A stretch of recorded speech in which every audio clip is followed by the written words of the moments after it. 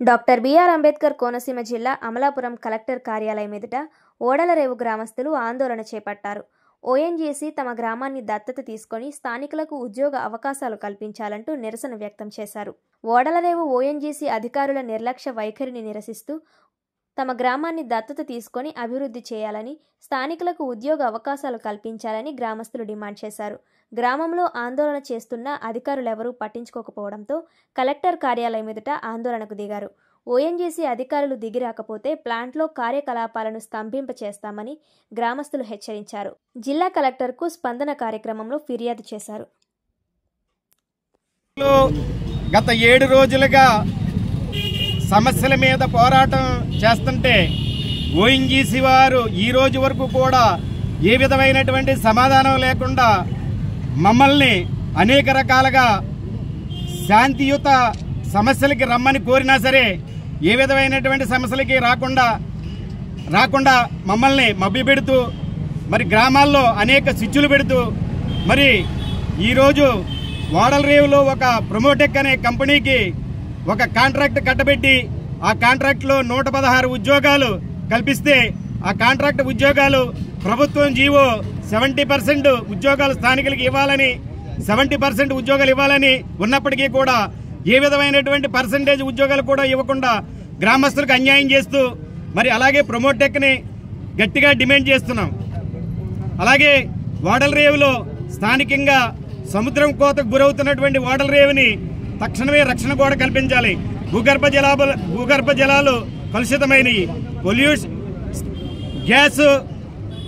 Gas and fire వల్ల గ్రామంలో కలుషితమయ్యి pollution వచ్చి గ్రామస్తులకు గుండె జబ్బులు అనేక రకాల జబ్బులతో బాధపడుతుంటే ఏ విధమైనటువంటి భద్రత కల్పించకుండా ఈ రోజు వరకు నిర్లక్ష్యం చేస్తూ ఓఎన్జీసీ సోద్యం చూస్తుంది. కాబట్టి ఈ రోజు గ్రామ ప్రజలు రోడ్డు ఎక్కవలసిన పరిస్థితి ఏర్పడింది. పరిపాలన చేసినప్పుడు కూడా చూసాను ఓఎన్జీసీ వాళ్ళు నిర్లక్ష్య ధోరణి చాలా ఎక్స్ట్రాగా ఉంటుంది. వాళ్ళు ఏ మనల్ని పట్టించుకునే దాదాపు లేదు. వాళ్ళు అన్ని విధాలకు కూడా మా గ్రామానికి అన్యాయం చేస్తున్నారు. కాబట్టి దీని మీద మేము తప్పనిసరిగా ఎక్కువ చర్యలు తీసుకోవాలని చెప్పి మేము ప్రజలందరూ నిర్ణయం తీసుకున్నాం.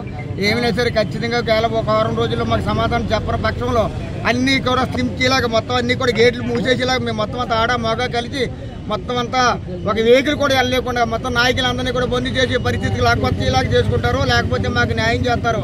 అలాగే ఎస్ఆర్ సైడు అన్ని గ్రామాలు కూడా తీసుకొచ్చి మా గ్రామానికి మత్స్యకారు భరోసా అని చెప్పేసి ప్రతి మండలంలో ముమ్మిడివారం మండలం ఎలాగైతే చేస్తున్నారో అలాగే మాకు వేయాలని ఇలాంటివన్నీ కూడా ఎమ్మెల్యే గారి దృష్టిలో కూడా పెట్టాము.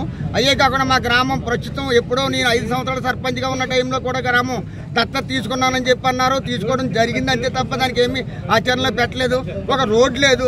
ఓడలరేవు రండి ఒకసారి మీరు అందరూ కలిసి చూద్దరు. కానీ మా గుంతలు ఎలాగున్నాయో రోడ్లు అంటే చంద్రబాబు నాయుడు గారు రాకముందు ఎలాగుందో ఇప్పుడు ఎలాగుందో మా పరిస్థితి అంత దౌర్భాగ్య పరిస్థితికి ఉంది. కాబట్టి మీ పత్రికా విలేకరులందరూ కూడా మాకు అన్ని విధాల అండదండలుగా ఉండి మా గ్రామానికి సహకరించి మా గ్రామం అన్ని విధాలు ఆదుకోవాలని చెప్పి మీ అందరికీ నమస్కారం చేసి కోరిపారుతున్నాను. బయటికి రెండు రిప్రజెంటేషన్ ఇస్తామంటే కూడా బయటకు రావడం కుదరదు. గేట్ కాడ ఉన్న వాళ్ళకి ఇచ్చేయాలంటే అన్నారంటే ఎంత నిర్లక్ష్యంగా ఉందో అర్థమవుతుంది. అదే ఈ గ్రామం కాకుండా వేరే గ్రామం ఎక్కడైతే కనుక ఎన్నాళ్ళ నుంచి ఓఎన్జీసీ అసలు సైట్ అక్కడ ఉండేది కాదు. వాళ్ళు అసలు అక్కడ అడుగు పెట్టగలిగిన పరిస్థితి కూడా ఉండేది కాదు. ఎందుకంటే last 3 months back public hearing ఒకటి పెట్టారు. వాళ్ళు ఒక ప్రాజెక్ట్ డెవలప్మెంట్ విషయంలో 4,000 కోట్ల రూపాయలు సుమారు ప్రాజెక్ట్ డెవలప్మెంట్ చేసుకుంటున్నారు. ఆ ప్రాజెక్ట్ విషయంలో పబ్లిక్ హీరింగ్ పెట్టినప్పుడు కూడా 5 మండలాలకి వేరు కలెక్టర్ ఆఫీసులకి వేరు పంచాయతీ ఆఫీసులకి అన్నిటికీ సమాచారం ఇచ్చి మా ఓడలరేవు గ్రామ పంచాయతీకి ఈవెన్ సమాచారం కార్యనిర్వాహక సారాంశాన్ని కూడా పంపించలేదు. నేను ఆ పేపర్ స్టేట్మెంట్ చూసి ఆ సంబంధిత అధికారికి ఫోన్ చేసి వార్నింగ్ ఇచ్చే వరకు కూడా మాకు సమాచారం కూడా లేదు. అంటే మా గ్రామానికి అన్ని విషయాలు అన్యాయం జరుగుతుంది. వీటన్నిటి మీద కూడా అధికారి వారు కావచ్చు, మా ప్రజాప్రతినిధులు కావచ్చు స్పందించి ఓఎన్జీసీ నిర్ణయాధికార ప్రతినిధులు తీసుకొచ్చి సమావేశం ఏర్పాటు చేసి మేము ఏవైతే డిమాండ్స్ పెడతామో అందులో ఎన్ని పాజిబిలిటీ ఉంటాయో ఎన్ని పాజిబిలిటీ ఉండదో వాటిని ఆలోచించి ఏ టైంలో చేయగలరో, మా గ్రామాన్ని దత్తత తీసుకోగలరో లేదా, మా గ్రామానికి సిఎస్ఆర్ సంవత్సరానికి ఎంత ఖర్చు పెడతారో, మా గ్రామంలో మేము కోరుకున్నటువంటి కోరికలు ఎన్ని నెరవేరుతాయి ఎన్ని నెరవేరో ఒక స్పష్టమైనటువంటి హామీ రిటర్న్గా ఇచ్చే వరకు కూడా అక్కడ ఉద్యమం కొనసాగుతుంది. ఇదే విషయాన్ని వేళ మేము కలెక్టర్ గారి దృష్టికి తీసుకురావాలి. కాబట్టి తీసుకొచ్చి మా గ్రామానికి ఓఎన్జీసీ వారికి వారధిగా ఉండి జిల్లాకి ముఖ్య ప్రతినిధి జిల్లాకి జడ్జి లాంటి వారు మాకు న్యాయం చేయాల్సిన కలెక్టర్ గారే. కాబట్టి వారికి రిప్రజెంటేషన్ ఇచ్చి తెలియజేయాలనే ఉద్దేశంలో ఇక్కడికి రావడం జరిగింది.